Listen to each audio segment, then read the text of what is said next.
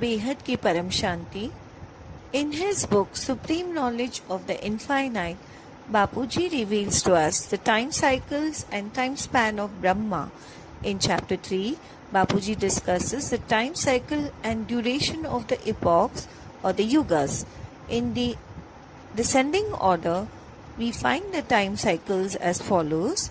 The first is the Satyuga or the golden age, which is of 17,28,000 years.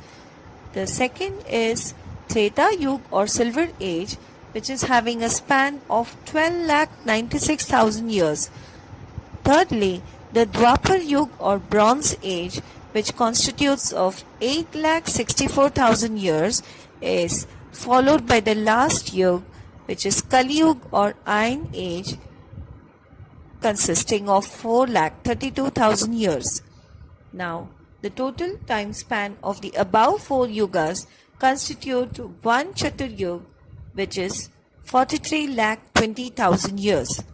Upon the passing of the four epochs or yugas on the earth, that is, upon the completion of 43,20,000 years, there is a partial destruction on the earth through flooding. However, even then, certain souls get reprieve and manage to survive this partial dissolution. A cyclic passage of 71 times of Chatur Yugas result in one Manvantar. That is, one Manvantar equals 71 Chatur Yuga. On the completion of one Manvantar, Kalpralay occurs, in which the three realms of existence, that is, the Bhulok, earth, and upper realms of Bhuvalok, subtle plane, and Swarglok, heaven, gets devastated completely. The lifespan of the Devtas or deities existing in heaven or Swarglok is 1 day of Brahma. Further, we can see how the time span is calculated. 14 Manvantar equals 1000 Chatur Yuga, which in turn equals to 1 day of Brahma, and that is a total lifespan of 4,033 crore years of Brahma. 1 Chatur Yuga in turn equals 1 Ardh Pralay or characterized by partial dissolution event. 71 Chatur Yugas equals 1 Manvantar Pralay or characterized by semi-dissolution event. 1000 Chatur Yuga equal to 1 Kalp Pralay or characterized by a major dissolution event. 36,000 Kalpas equals 1 Maha Kalp Pralay or characterized by the great annihilation event. Now, we will see the time span of Lord Brahma. 1 day of Brahma equals 1000 Chatur Yugas, which is equivalent to 4,032 crore years. 1 day and 1 night of Brahma equals to 8,064 crore years. 1 month of Brahma is equivalent to 251,020 crore years. 1 year of Brahma is 3,110,040 crore years. 50 years of Brahma, which is called the first Parad, is equivalent to 155,520,000,000,000 years. 100 years of Brahma equals 311,040,000,000,000 crore years. The age of one solar system is equal to Brahma's 100 years lifespan. On the completion of 100 years of Brahma's lifespan, the creator of a solar system, Lord Shiva's power, gets used up totally and becomes depleted. Therefore, to wind up his creation, Shiv enters the sun and creates the devastating Kal Agni or fire of time, in which all the 14 realms of the solar system are destroyed. The entire cosmos is then absorbed into the cells of Lord Shiva, and in this way Shiv creates a black hole. He does not have any further creative power due to total power depletion, and so the black hole containing the destroyed solar system keeps on wandering around in the galaxy. Today, modern science has given proof about the existence of several black holes, and they drift aimlessly in the galaxy. After this process, Mahashiv, who is the controller of all solar systems in one galaxy, sends a newly created Shiv for the purpose of renewal of creation. This is why it is said that each and every moment countless solar systems are created and dissolved. So, one may ask, whose time? In Mahashiv's one moment, innumerable solar systems are created and destroyed. In this manner, one can see the cyclical nature of creation, dissolution, and total annihilation of the cosmos, which is continuous and eternal. This is called Mahakalp Chakra, or the Wheel of Time. We'll discuss now the present time cycle and the Hindu units of time. In Brahma's first half of lifespan, which is called Parat, has finished. At present, the second half of Brahma's time is in continuance. According to the Hindu text, we are in the second half of the first day of Brahma. The first day has got 6 manvantars which are over, and we are in the 7th manvantar currently. In the 7th manvantar also 27 Chaturyugas have passed, and we are currently in the 28th Chaturyug, of which Kalyug of the 28th Chaturyug is in continuance. It is also interesting to note that even at the present Kalyug, there is an approximate 5,118 years that have been completed. As per the scriptures, Kalyug is still an infant. The age of Kali or Kalyug has still a balance period of 4,26,882 years yet to be finished. If one calculates the epochs and the time of the solar system, Brahman, there is still a very huge unit of time still left to be completed. But the question now arises is, what is the current time which is going on in this cosmos? Because as per Hindu time unit calculations, the arrival of the famed Kalki avatar is yet to happen due to the balance lakhs of years that are needed to finish Kalyug. Now one may pose the question, considering the conditions at present on the earth, does Ishwar or Almighty Authority is also helplessly entangled in the wheels of time? Can he not change the Kal Chakra? Will God not intervene, and will it only wait and watch for time to finish its role? Why can't God stop the unending cycle of creation and destruction by the wheel of time, by a new transformation process of this cosmos, which has now greatly fallen down in terms of kala or power? These are some of the questions for which the answers can be provided by the one and only infinite Creator. Now, in chapter 4, we discuss about the vast and innumerable infinite universes. Mankind wonders often how immensely big is the universe. This question may be very small in nature, but one may think whether the answer to this question is also equally tiny. How can one cut away and free oneself from the web of illusions, desires, and attachments to relationships, which are the typical characteristic of this world? Is there any world in the infinite universe where there are no binding attachments, falsities, and egoistic struggles? And where a soul can exist in its own original form. Is it possible? One wonders. The vastness of the universe can be understood in context with the Shastras, where it has been said repeatedly that there are infinite number and types of universes. To be specific, one Brahman means one solar system, wherein the sun of that solar system has the gravity power that extends to Brahmapuri.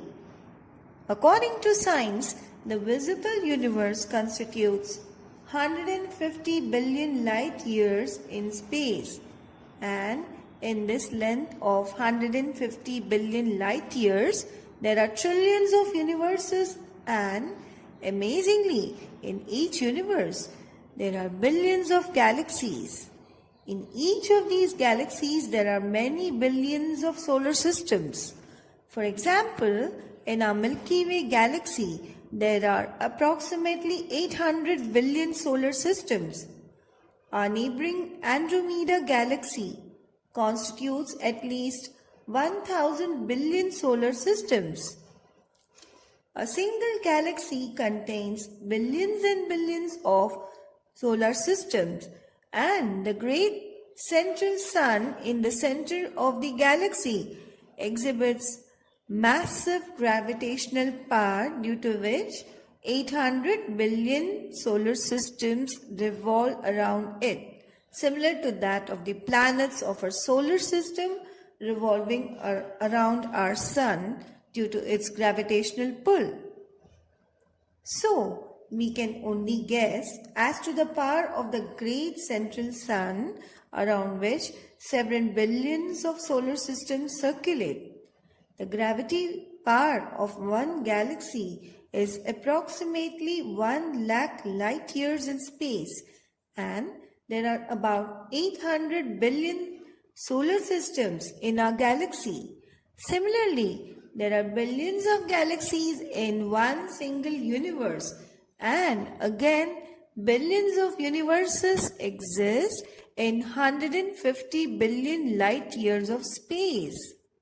This is known as the visible universe, that which can be mapped and measured by scientists.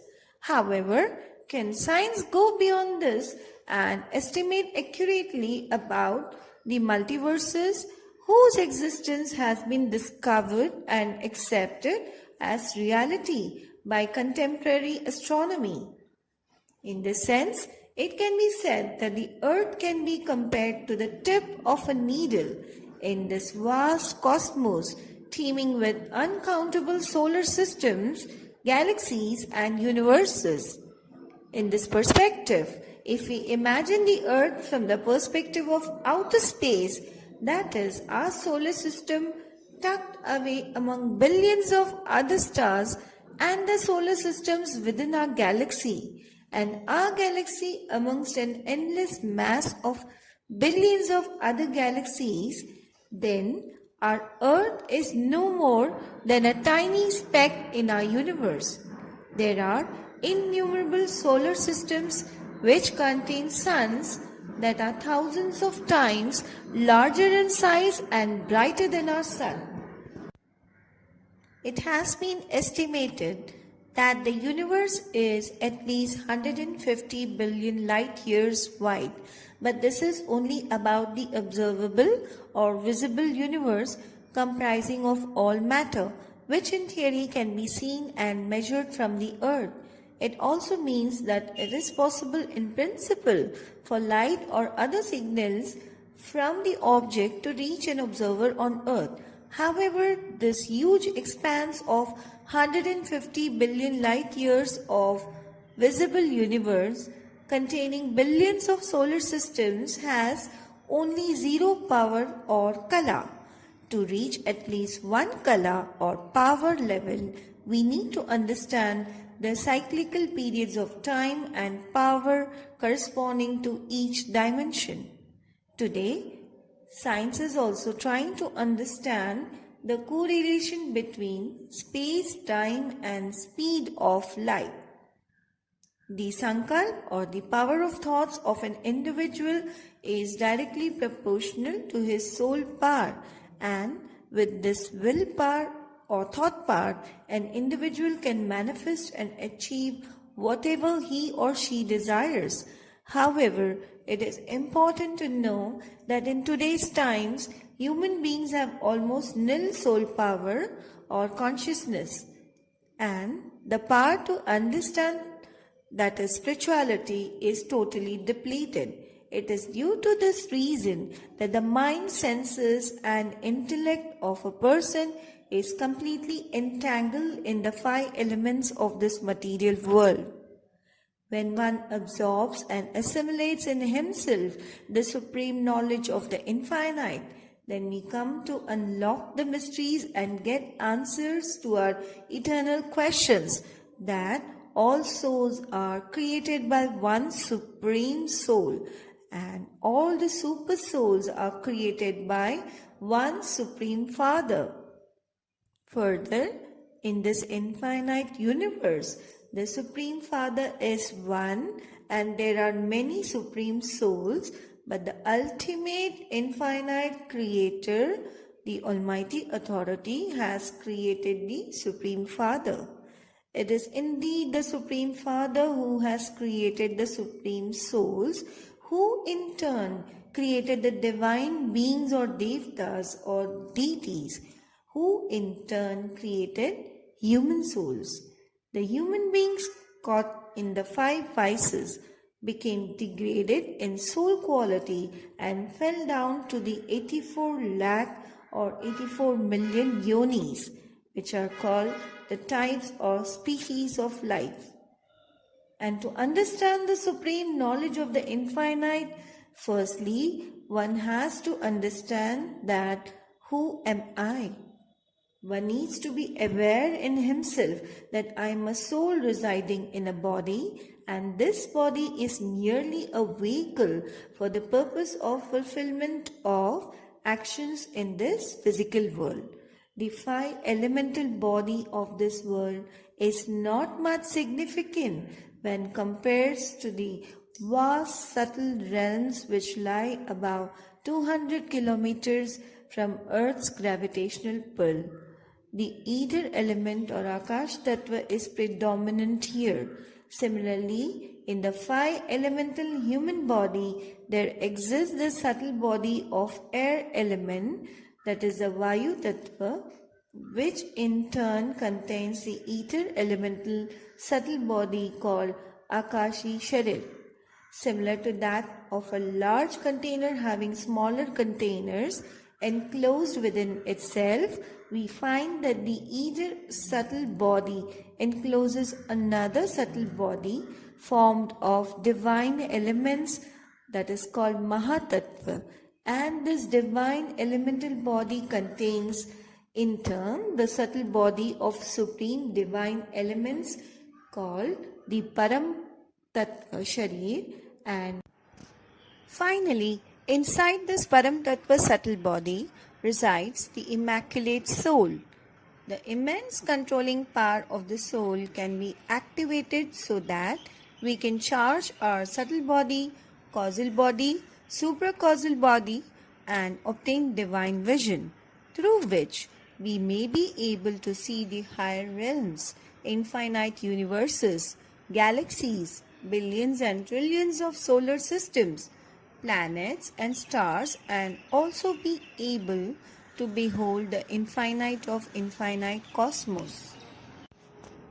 To understand the infinite universes, one needs to have an intellect that understands the concept of infinity, and this will only be possible when the soul is at its highest and purest state. Now, the environment has become so negative in our world, it remains unsolved as who has made these vast infinite universes? How and why was it created?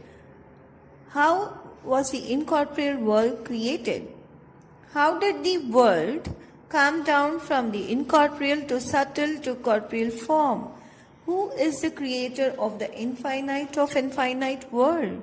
How were the Lokik world, that is the physical realm, the alokik, the supernatural world, and the paralokik world, which is called also the divine worlds, created. The question of creation not only pertains to our solar system, but also pertains to the infinite solar systems which come together to form a galaxy.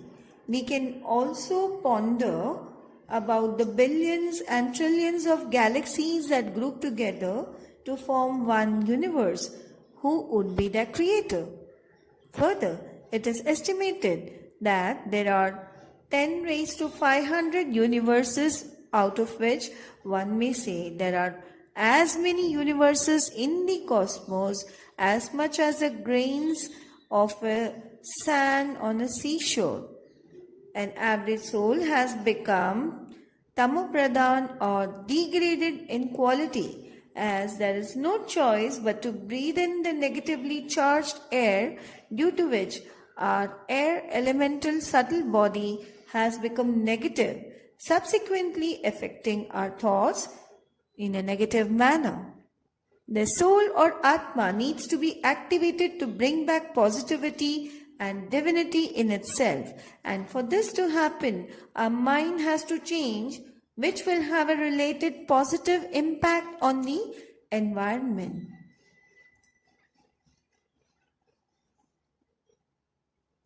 In chapter 5, Bapuji talks about who is the Father or the infinite Father, or in Hindi we call Behad Ka Baap.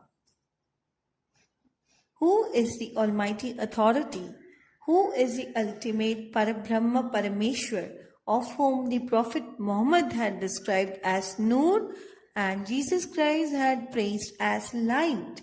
Who or what is that entity? One wonders who has created such large universes, billions and trillions of galaxies, solar systems. Such an entity would be having extraordinarily immense powers.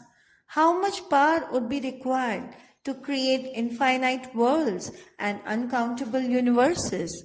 One ponders over the fact that these beautiful universes, staggering number of billions and trillions of solar systems, galaxies, are controlled by whom?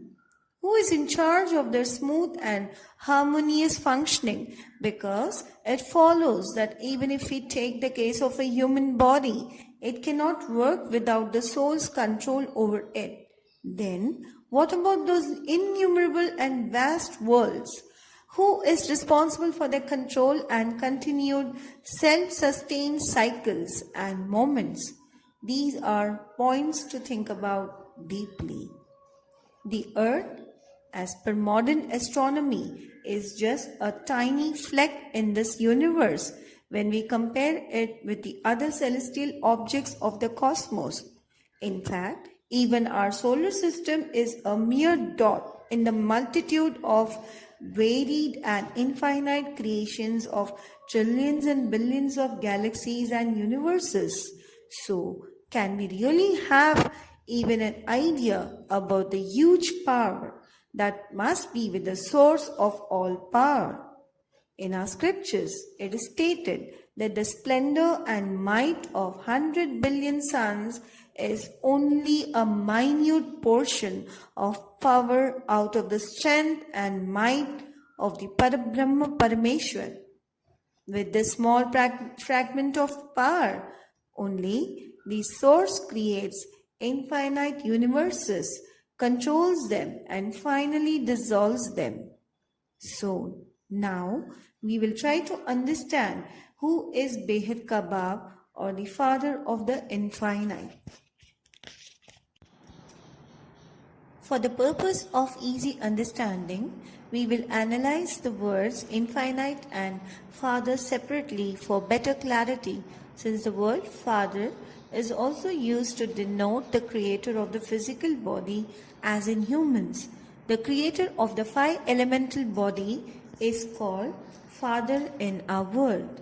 However, the 3 elemental bodied beings called the Devtas or deities also have a father who is their creator.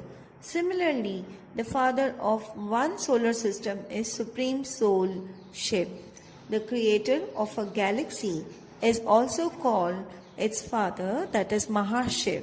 Bap or father means creator, and since we are also analyzing the word Behad or infinite, we need to understand exactly what the word means in this context. Behad means unending, that which cannot be comprehended, understood, beyond our imagination, and this exactly can be termed as Behad or infinite. Now, Behad Kabab means father of the infinite, who is the creator of the infinite universes. Now that we know who the creator of the universes is, we can also easily conclude that the creator of countless types of multiple multiverses is none other than the infinite father or Behad Kabab. It is only the Behad Kabab or the creator of infinite who can tell us about the secrets of the infinite universes, the history of its creation, its middle period, and the end of creation. In the Bhagavad Gita, it is stated that my true reality as I am will never be known to anyone. Why has this been said by the Lord of the Gita? If this is true, then how can we ever possibly understand the infinite Father? And in which way? To understand the Behad Kabab, we have to know his true nature by knowing the true and divine knowledge. Now the question arises as to what is the true knowledge through which we can identify the infinite Father, the mysteries of the infinite worlds, that is about the infinite world drama. Why was it created? How and who created this boundless infinite world? How does it work? Who is the controller? And till what length of time does this drama continue, and when does it cease? The one who is able to give a perfect answer to all these questions is undeniably its creator, that is, the Father of the infinite. For an average human being, it is a seemingly impossible task to know the Father of infinite and to solve these eternal puzzles with his limited intellect, and that too on his own. This therefore said by the Father of the infinite, that when I come in this physical world, then I myself will declare my true identity, rest no one will ever be able to know me. In chapter 6, Bapuji reveals about Behad Yoga, how to do Behad Yoga and connect with whom. Nowadays, we have several types of yoga or meditation, out of which one of them is Shiv Yoga, which we will explore further deeper. Shiv and Yoga, both these words can be examined separately. Shiv is the creator of our solar system called as Brahman. Shiv has three roop or forms, which is incorporeal, causal and physical. The incorporeal or formless Supreme Soul, Paramatma Shiv, inhabits Paramdham, that is the soul world. The causal form or Akari Roop of Paramatma Shiv manifests in the subtle form of Shiv in Shiv Puri, and the physical form Lord Shankar having his abode in Mount Kailash. The word Yoga means in simple terms connection, or in other words, connection with whomsoever a soul remembers. When a soul meditates or is in constant remembrance of anyone, we can say that yoga or connection has been created. Similarly, when a soul constantly remembers Shiv, it automatically develops a connection with Paramatma Shiv, and this only is known as Shiv Yoga. People normally remember Paramatma Shiv either in the Nirakari or in the incorporeal form or in the physical form of Lord Shankar. Some people also meditate on the Jyotirling form of Shiv, which again represents Shiv in his supreme incorporeal soul form.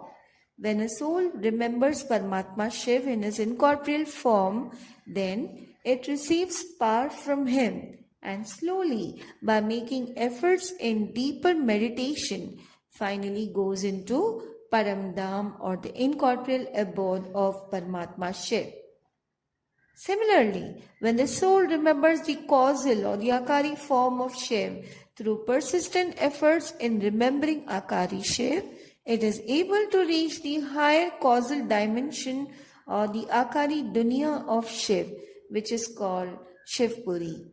It is said that whoever we remember, we get connected to that entity or being and receive power from that source.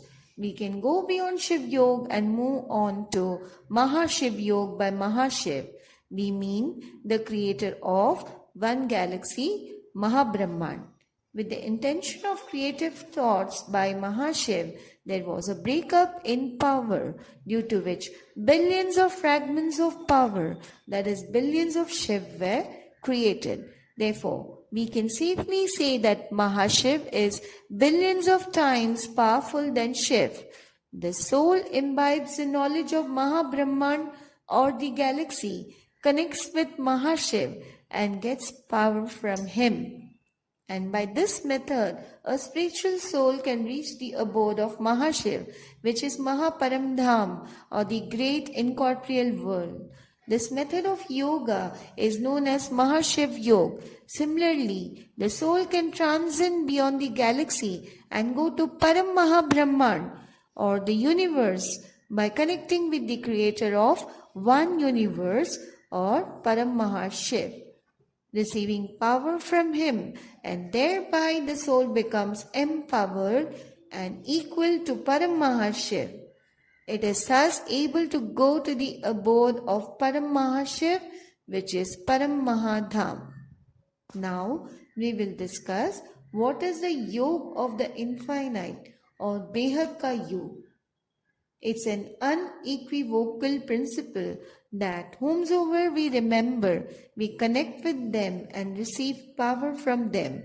The question arises, as to whom should we connect? If the soul wants to acquire infinite power, then it has to link itself with the creator of infinite universes, who is the highest of the highest authority, ultimate powerhouse, and who is the father of the infinite, or the Behad Ka Bap, who resides in the Behad Ki Kala Ka Paramdham, that is, in the infinite of infinite Paramdham, which is a dimension where the power or the Kala is boundless and unlimited. To remember constantly the infinite of infinite Father, who is the creator of uncountable infinite of infinite multiverses, and to connect with him is called as Behad Ka Yoga, or Yoga of the infinite. And to connect with the infinite of infinite Father, Behad Ka Bap, a soul needs to firstly be in Atma Swarup, or soul conscious state, because then only the soul will be able to receive power from him and thereby empower itself.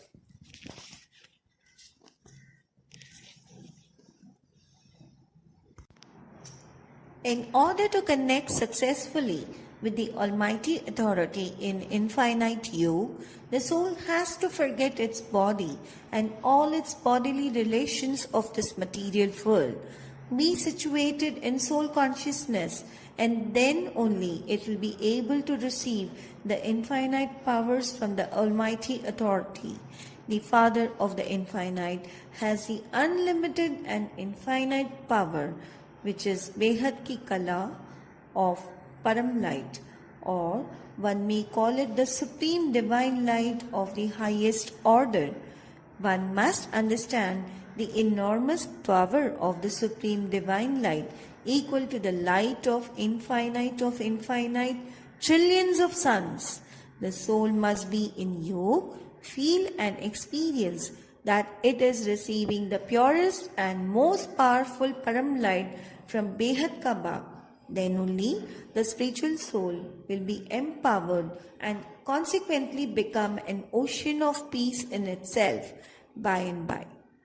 In the end, the soul will finally attain the dimension of बेहद की कला का परम धाम or the realm of the infinite unlimited Father. In chapter 7, Bapuji reveals the Mahamantra for ultimate transformation of the infinite worlds. When we say Paramshanti or Supreme Peace, what does it mean? Who needs Paramshanti? Who is searching for Paramshanti? In this five elemental body, today man has become a slave to his senses and desires in this world of illusion, that is Maya. He is unable to rise above the quagmire of his never-ending desires in the material world. One may question, why doesn't human ever be satisfied despite achieving everything? What his personal and eternal and ultimate quest? Why does the soul keep searching for peace? The Atma or soul essentially needs happiness, but surely a day comes in the life of a human soul when it gets tired of great happiness also. This is when the soul starts its eternal pursuit of Paramshanti or supreme peace. The reason being the divine and original state of being of the soul is itself Paramshanti, or to exist in a state of supreme peace.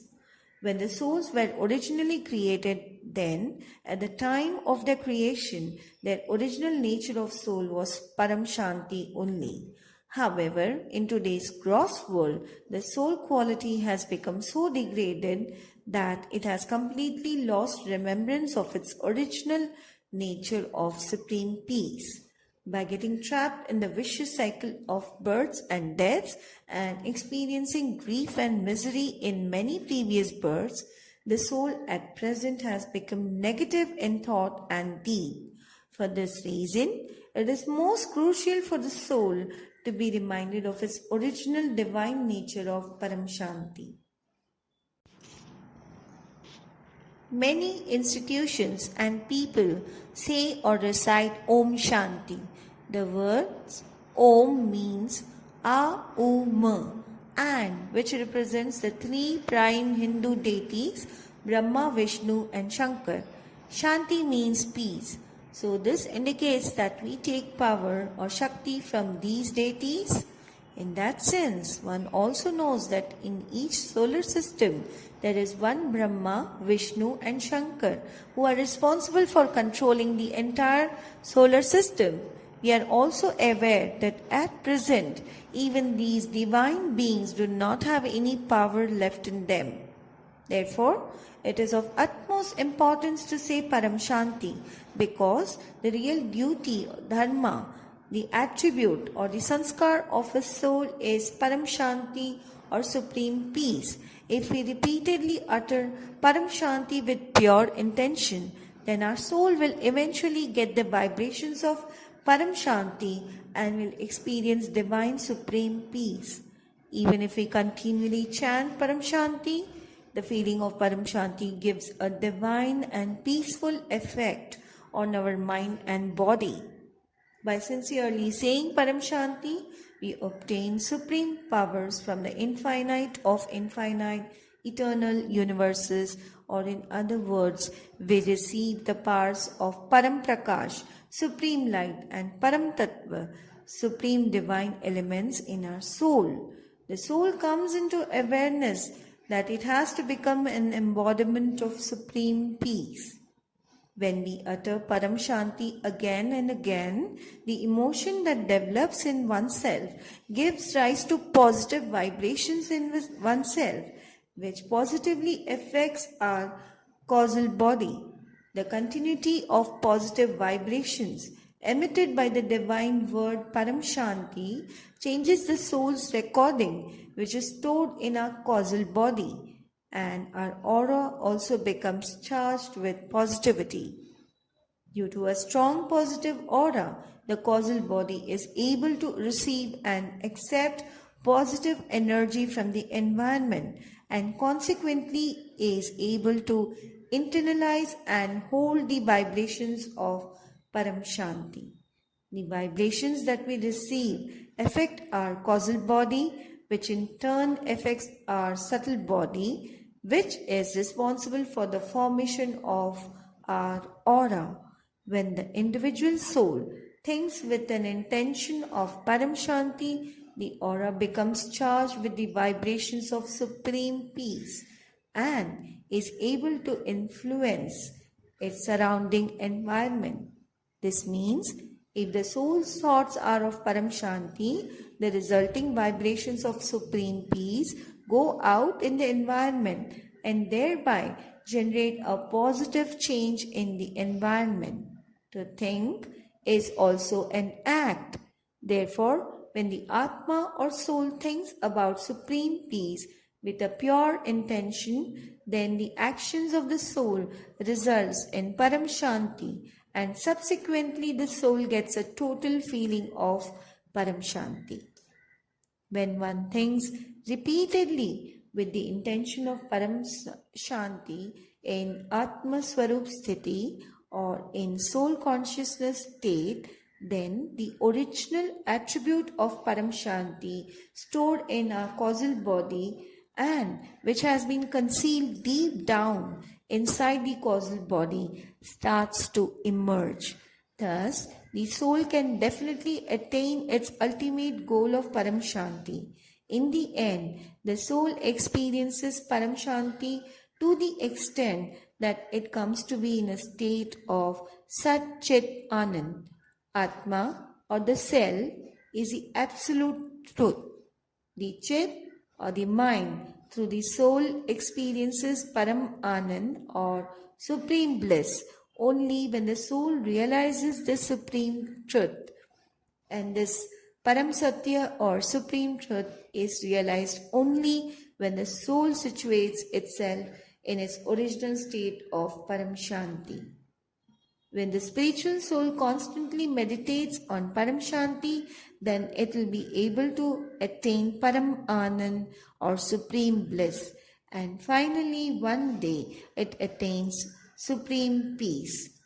For the transformation of the infinite worlds, the Maha Mantra is Behad ke Behad ki Param Param Param Mahashanti hai, Mahashanti hai, Mahashanti hai.